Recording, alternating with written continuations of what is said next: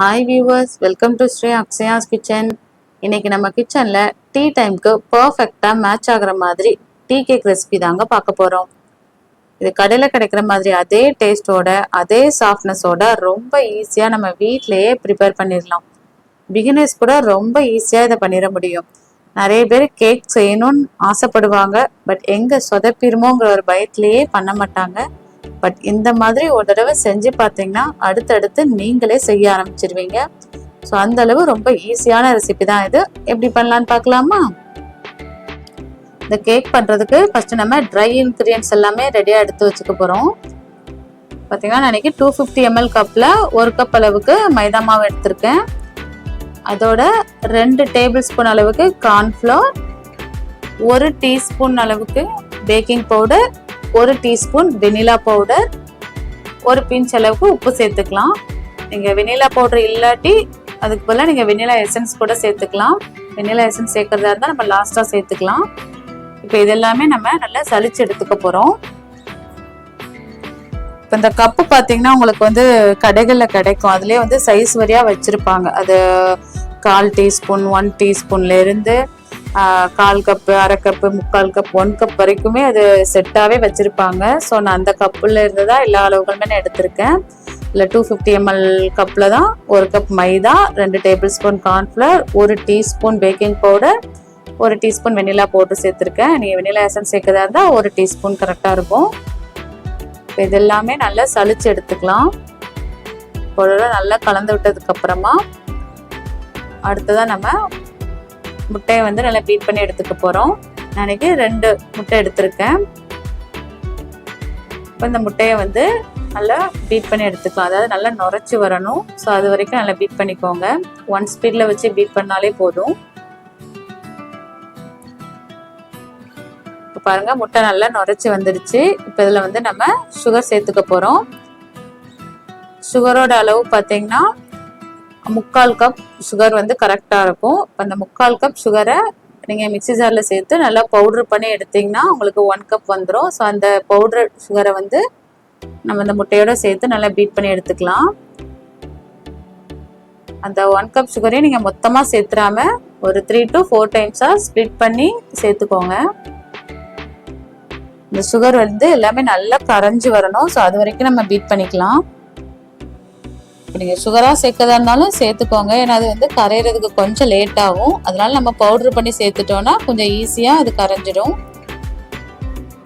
அதனால இப்போ சுகர் எல்லாமே நல்லா சேர்த்து நல்லா கரையிற அளவுக்கு பீட் பண்ணி எடுத்துக்கலாம். இப்போ நீங்கள் பீட்டர் இல்லாட்டி ஒன்றுமே பிரச்சனை இல்லை. இப்போ நான் பண்ணுற அதே ப்ராசஸாக நீங்கள் மிக்ஸி ஜாரில் சேர்த்து நீங்கள் பண்ணிக்கலாம். அதுவுமே நல்லா தான் வரும் கேக்கு.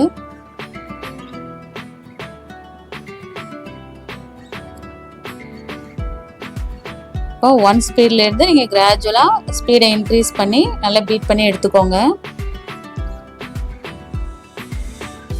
பாருங்கள், நல்லா பீட் பண்ணி எடுத்தாச்சு. சுகர் எல்லாமே நல்லா கரைஞ்சிருச்சு. இப்போ அடுத்த இதில் நம்ம 1/4 கப் அளவுக்கு எண்ணெய் சேர்த்துக்க போகிறோம். ரீஃபைண்ட் ஆயில் தான், அதாவது வாசனை இல்லாத எண்ணெய் எது வேணாலும் நம்ம சேர்த்துக்கலாம். இந்த எண்ணெயும் சேர்த்துட்டு 1 ஸ்பீடில் வச்சு ஒரு தடவை நல்லா பீட் பண்ணிக்கோங்க. இந்த ஒவ்வொரு மெஷரிங் கப்புமே பார்த்தீங்கன்னா அந்த ஒரு செட்டாகவே நமக்கு கிடைக்கும். ஸோ அதுலேருந்து ஒரு 1/4 கப் தான் நான் இதில் சேர்த்துருக்கேன்.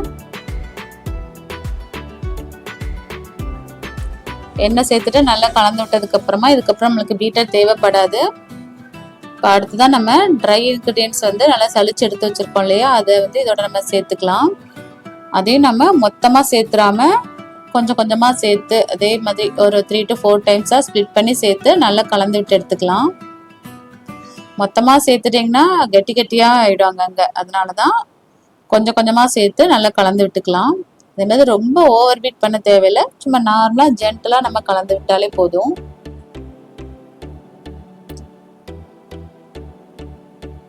இப்போ மாவு எல்லாமே நல்லா கலந்து விட்டாச்சு. அடுத்தது இதில் நம்ம பால் சேர்த்துக்க போகிறோம். பாலோட அளவு பார்த்தீங்கன்னா 1/2 கப், அதுதான் கரெக்டாக இருக்கும். இப்போ 1/2 கப் பால், நீங்கள் காய்ச்சின பால் தான் நான் எடுத்திருக்கேன்.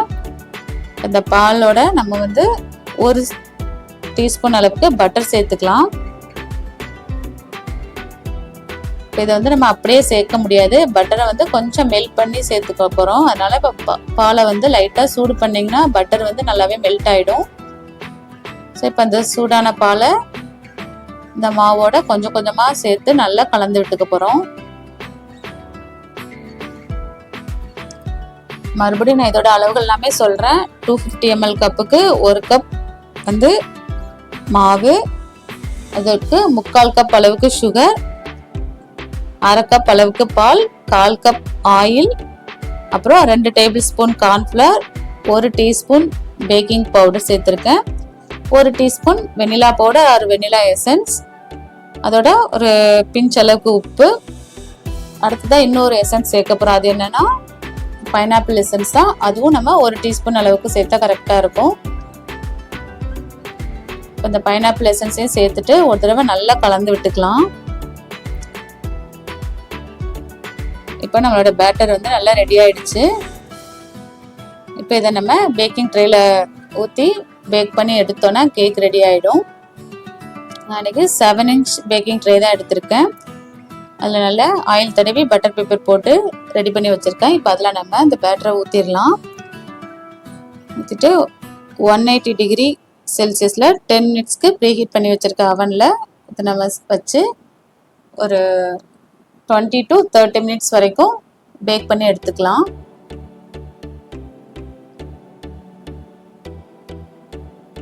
இந்த மாவை இந்த ட்ரேல ஊற்றிட்டு நல்லா டேப் பண்ணி எடுத்திங்கன்னா நமக்கு ஏர் பபிள்ஸ்லாம் ரிலீஸ் ஆயிரும். அப்புறமா நம்ம அவனில் வச்சுட்டு ஒரு 20 to 30 minutes வரைக்கும் பேக் பண்ணி எடுத்தோம்னா நம்மளுடைய கேக் பாருங்கள் நல்லா ரெடி ஆகிடுச்சு. நல்லா ஃப்ளஃபியாக நல்லா சாஃப்டாக இருக்கும். பாருங்கள், கட் பண்ணுறப்பவே தெரியுது எவ்வளோ சாஃப்டாக இருக்குன்னு பாருங்கள். இப்போ நான் ஸோ ரொம்ப ஈஸியாக செஞ்சிடலாம். பிகினர்ஸ்லாம் ரொம்ப ஈஸியாக பண்ணிட முடியும். இதுக்கு பீட்டர்லாம் வேணும்னு அவசியமே இல்லை. வீட்டில் இருக்க மிக்ஸி ஜார்லேயே நம்ம ரொம்ப ஈஸியாக செஞ்சிட முடியும். ஸோ கண்டிப்பாக ஒரு தடவை நீங்களும் இதே மாதிரி ட்ரை பண்ணி பார்த்துட்டு உங்களோட ஃபீட்பேக்கை மறக்காமல் கமெண்டில் ஷேர் பண்ணுங்கள். இதே மாதிரி வேற ஒரு ரெசிபியோட அடுத்த வீடியோவில் பார்க்கலாம்.